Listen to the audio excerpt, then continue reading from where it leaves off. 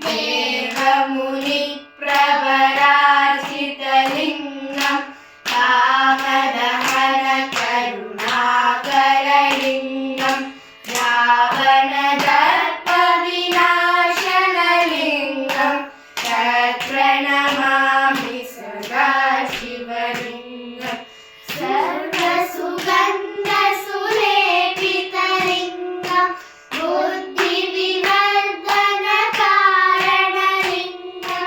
सिद्धसुरासुरवन्दितलिङ्गं तत्प्रणमामि सदा शिवलिङ्गं कनकमहामणिभूषितलिङ्गं मणिपतिवेशितशोभितलिङ्गं दक्षसुयज्ञविनाशनलिङ्गं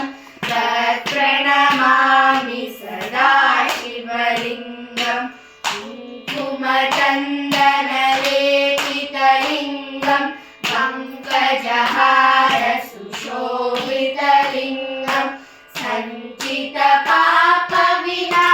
सञ्चितपापविनाशनलिङ्गं तत्प्रणमामि सदा शिवलिङ्गं देवगणार्चितसेवितलिङ्गं भावैर्भक्तिभिरेव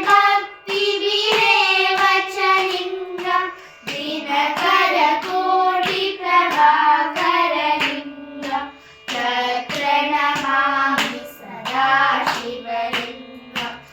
अष्टदलोपरिवेशितलिङ्गं सर्वसमुद्भवकारणलिङ्गं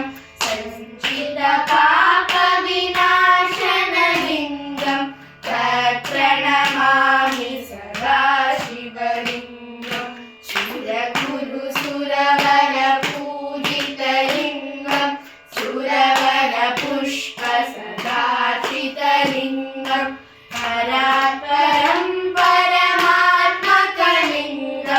तत्प्रणमामि सदा शिवलिङ्गं